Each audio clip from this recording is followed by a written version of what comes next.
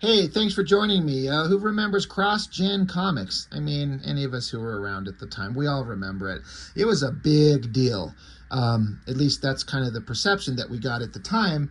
For me, anyway. I remember seeing there were advertisements in Wizard Comics where it was like putting out a call for new artists for like to get hired to draw comics for a brand new company, a very well-funded startup, it said, very specifically. And I think the ad said that Brandon Peterson was on board. He was like the premier artist to draw like their premier book when everything gets started. So, and they were like, have to be willing to relocate to wherever the fuck they were. I don't remember. It seemed like a big deal. And they were trying. They were pushing this whole new line. I appreciate it, This was done, I mean, Image Comics was going, and I could see them like, we're going to do the same thing. This is July of 2000.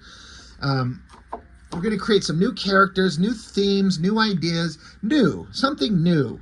You've read Marvel for decades, you've read DC for decades, you've read Image Comics for a decade, but so here's another new team, and they're going to hire the best artists and try something new. All of that together sounds commendable, and I appreciate it, and I think it deserves the respect that a lot of people may not think about, like when we want to make something new. But ultimately, were they any good? I can't honestly answer that because I collected very few of these books. I collected Mystic because he was #1, and then if I have to be honest, it was drawn by an artist who I liked, and the main protagonist is a hot half-naked girl. You got my attention. Look, I'm sorry. I know that sounds dumb, but a lot of things work that simply. Like, go look at fucking Kickstarter and go look at comic series. Like, 90% of them are like sex books with like half-naked girls on the cover, and a lot of guys are making a lot of money on that. I would fucking do it if it let me make money and make comics for, even if it wasn't for a living, just a side income, supplement my regular day-to-day life. If I had to draw like a cheesy comic of hot naked girls running around, I would do that. I might do that. I do have a crowdfunder coming soon. It's not quite that, but it's something sort of like that. Anyway, the point being, that's what got my attention. I like Brandon Peterson. The design looks kind of interesting. It's a brand new #1. I'll give it a shot. Like, sure. I'm honestly trying to remember some of the other titles that were amongst the first wave of releases, and I can't think of one. I think there's some ads in the back we'll be able to see. The one thing I can say for sure is that Crossgen, I believe, as I remember, I say I know it for sure, then I'm like, I think, is that they gave a lot of artists, like new artists, their kind of first gigs. I feel like Greg Land started here, and he's controversial depending on what you think, but he started out here. Steve McNiven, I'm pretty sure, started here at Crossgen. So good for them for like, not only we're going to take some industry veterans. I know Bart Sears ended up drawing that series the first, and then there was other series, I think it was Crossgen, called The Path, right? Like the samurai book. I've got it. I've got several issues of it. Anyway, good for them for trying. But ultimately, I remember collecting these, and I was just bored to tears. Bored to tears. There was just nothing going on that was interesting, and I don't know why. Maybe some people got these and read them and loved them. I know that Crossgen published for a couple of years.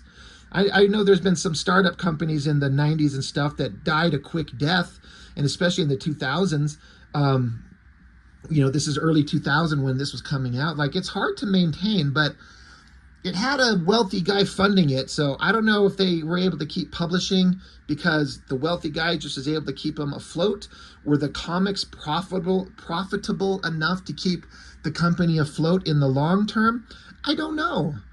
But I appreciate that they tried. But I think one of the things that kind of killed it, in my opinion, is that the first wave of books, as I understand it, were required to have a unifying kind of theme, this sigil sign. It's almost like the yin-yang balance symbol, but not. But they, like, all these first books had to have that symbol in it somehow as a unifying design across all books. And that would piss me off, except for the fact that the guy that owns the place and signs your paychecks says you have to do this. And you're like, well, fuck my ass. I guess I have to. So you try to find some way to make it work. I don't know what the requirements were, but you know, how much it had to be in there.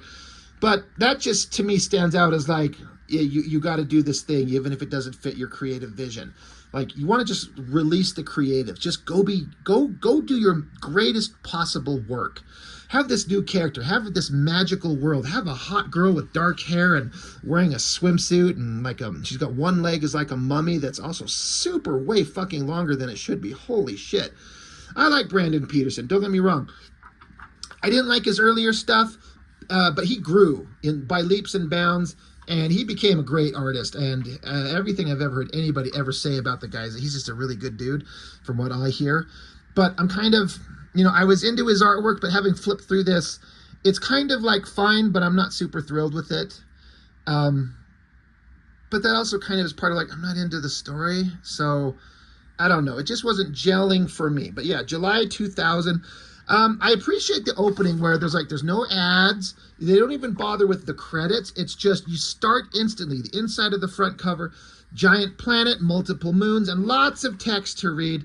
You better have some really interesting shit to say. Now, the writer is Ron Mars. He's an industry veteran.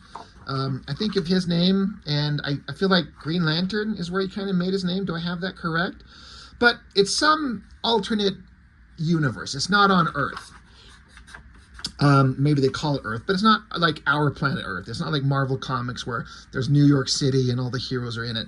Some fantasy world. As you can see, I think this hover vehicle looks really neat. The coloring's pretty damn fantastic.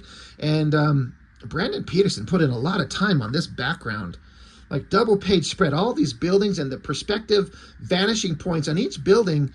Like basic perspective you teach, like you got your horizon line and you put your vanishing points out here, and then you converge all these lines to have everything kind of going to these basic 2-point perspectives or 1-point perspective. But each building, because there's kind of like this round waterway, so the buildings are built around that. So each building is at a different perspective line. So you have to redo your perspective lines for every building. This building is not on the same perspective anchor points as this one, nor this one, or this one, or this one. It's all different. The only thing I wonder is that I know Brandon Peterson eventually really got into like utilizing computer technology in his art in a big way.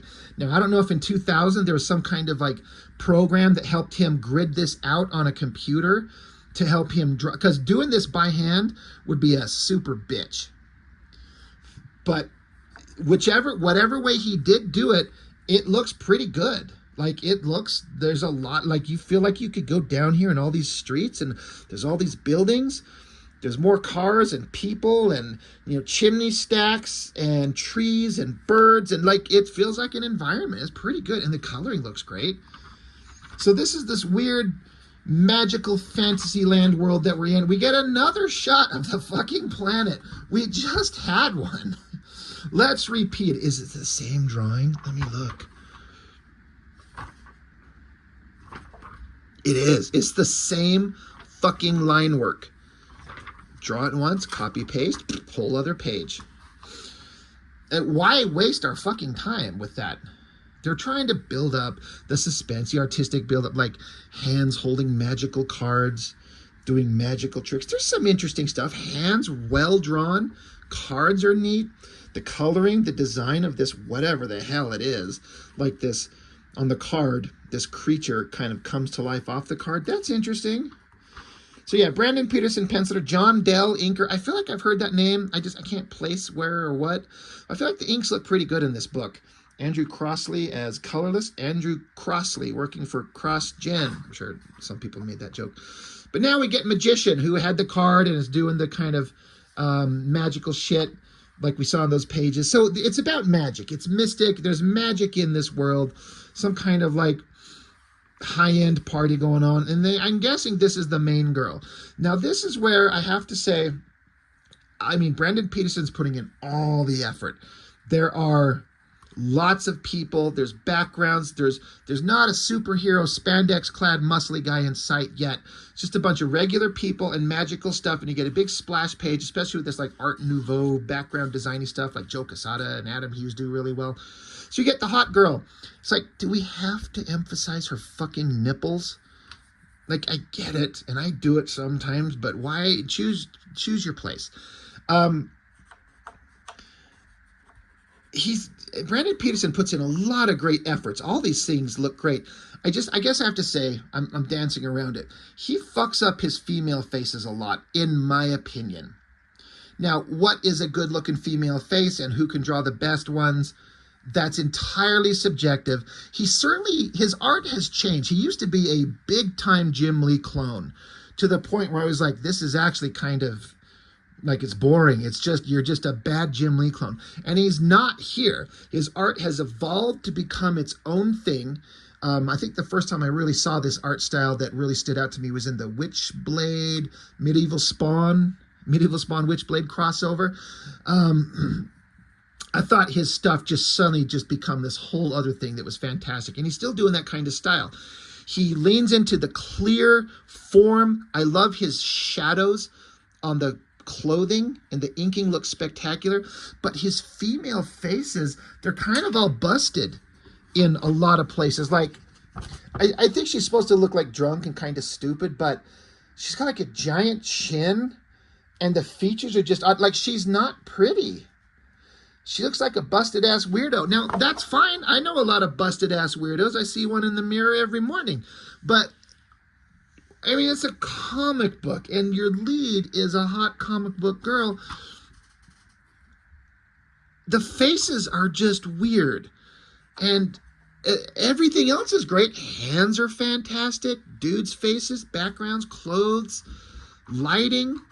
But this chick, she just looks kind of weird. And there are varying degrees of, sometimes the faces look kind of okay. Like this one, she kind of looks okay. But then she looks kind of weird there. And she looks like she aged about 15 years there. One of the things they talk about, if you have like a youthful, young female character in your comics, every extra line you put on them ages them several years. It just puts wrinkles in their face. It's like, it's cartooning. It's an exaggeration. If you go look up any picture, like I was looking at online, and, you know, as of right now, for example, this is just a weird example, but just comes to mind. Like the second season of Wednesday, the Addams Family thing is coming out.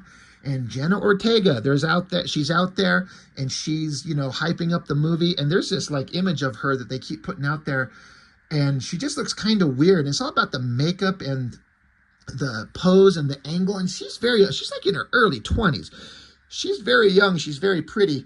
But, you know, I was looking at it, and if you zoom in close on even a young, beautiful woman's face in real life, there are wrinkles around your nose, your eyes, the corners of your mouth. Like, it's all there. But in comic book art, you keep it simple and smooth and clean if she's supposed to look young, because this isn't photorealism. This is cartooning.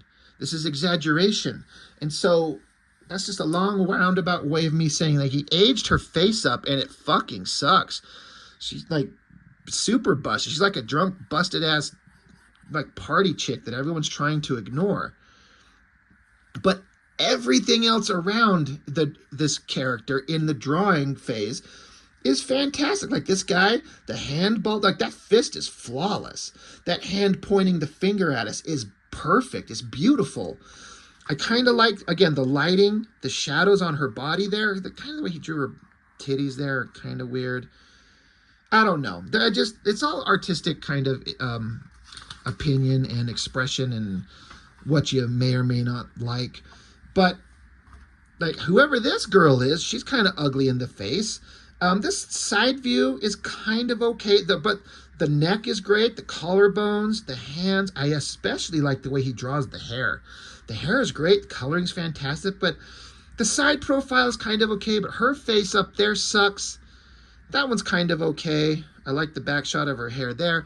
Look at this top panel here. Beautiful drawn trees.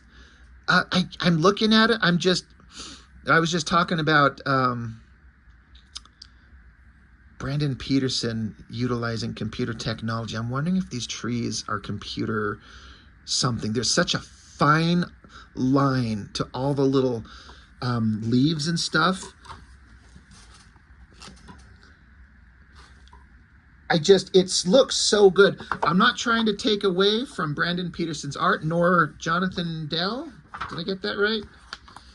John Dell, inker. If they hand drew this all and I'm making up shit thinking it's done with computer assistance, which I guess I don't care if it is. It's hard to know because I know that Brandon Peterson gets into computer assistance stuff, like computer art, big time. But all that aside, whoever cares, however it was done, who cares, however it was done. Great perspective, details on the building, garbage can up front. You got these little weird animal creatures up front, the more flying vehicles in the distance. I think it's a great panel. And again, give it to the colorist. Looks great. Are these girls? I don't know if they're supposed to be sisters. I didn't reread this thing. I couldn't. I didn't care. I didn't care 25 years ago when I read it then. I fucking don't care now. I'm just more like, does the art blow me away? And it mostly does. Like this shot of the girl, like great body. The clothing looks good.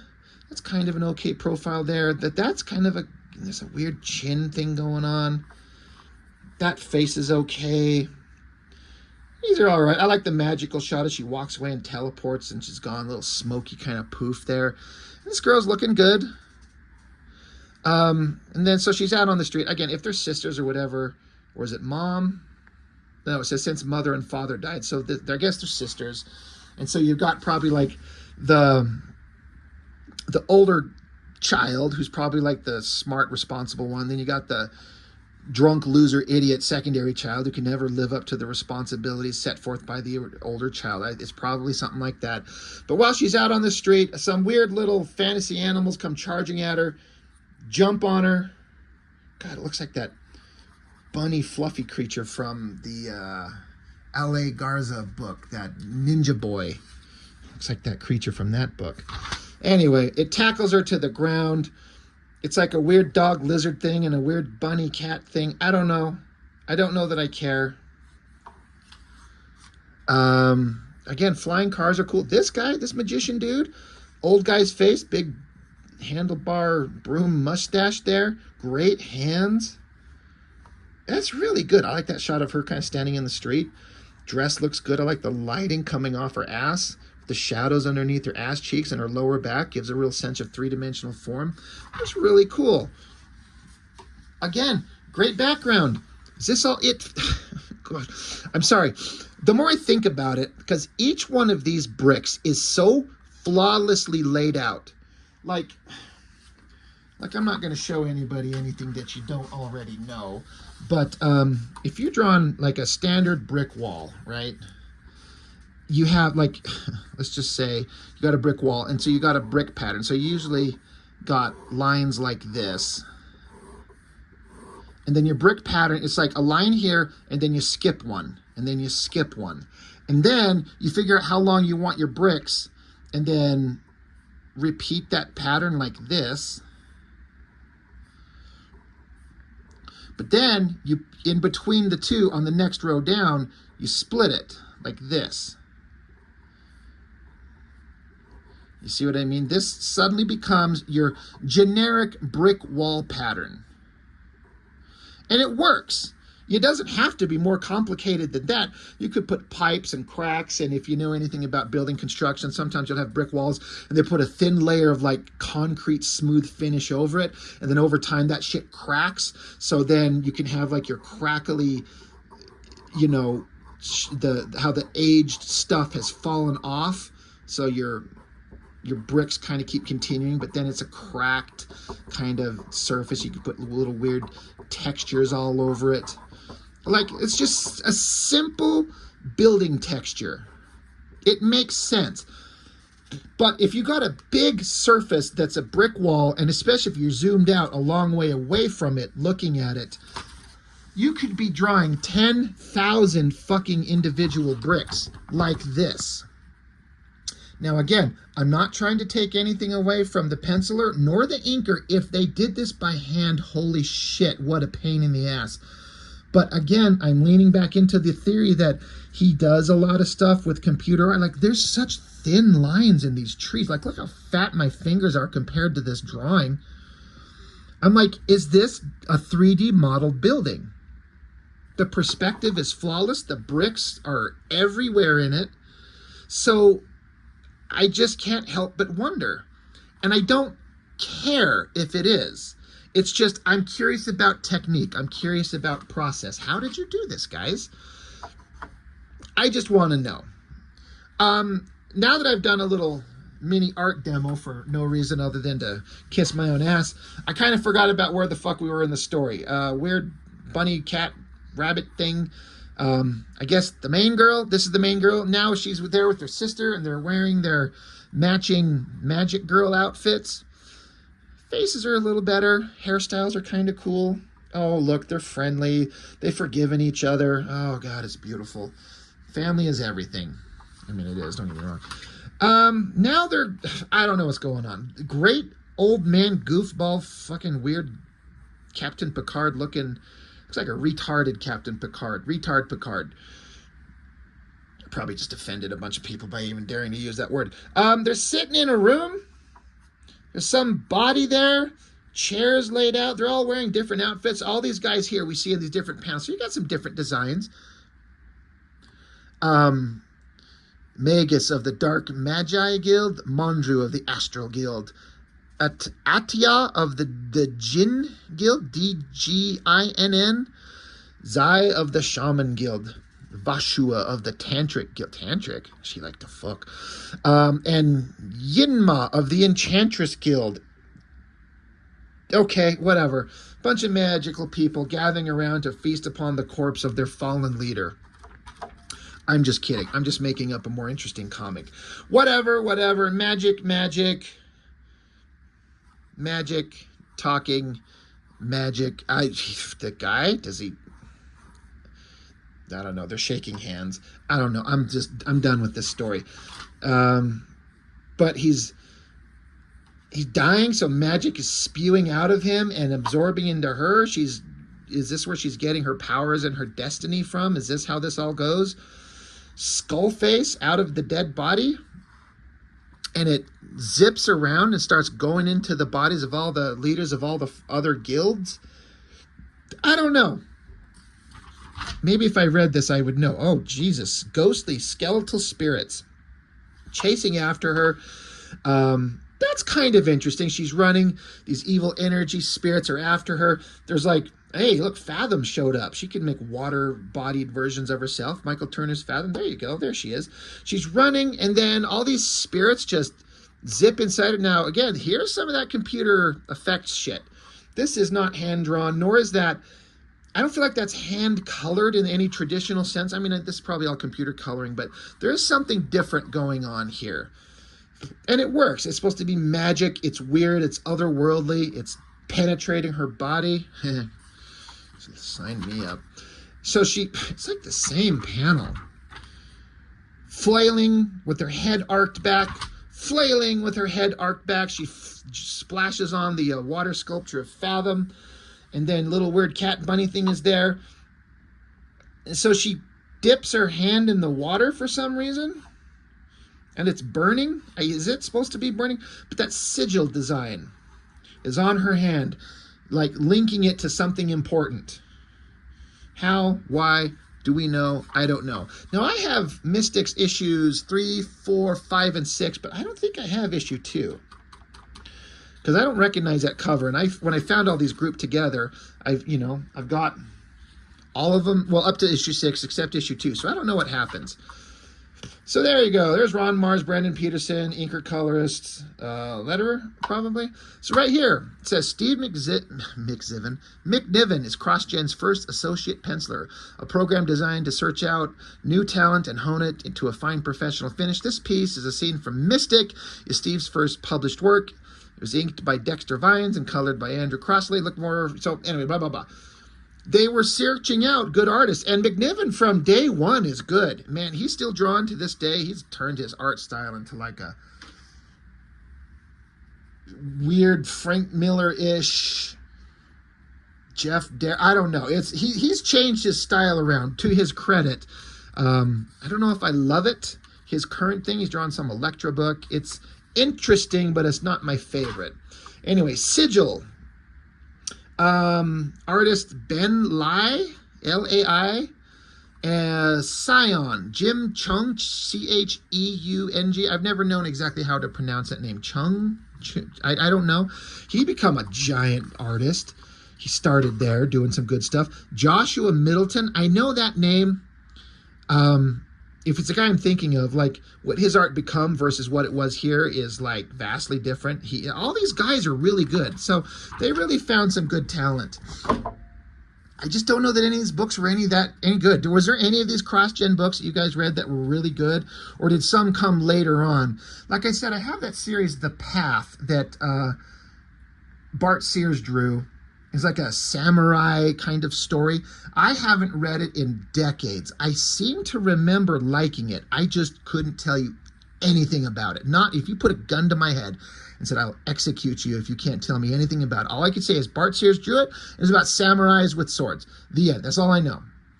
But I remember thinking it was good. So that'll have to be something I dig out and see if it's any good. But anyway, Crossgen Mystic #1. It's a comic.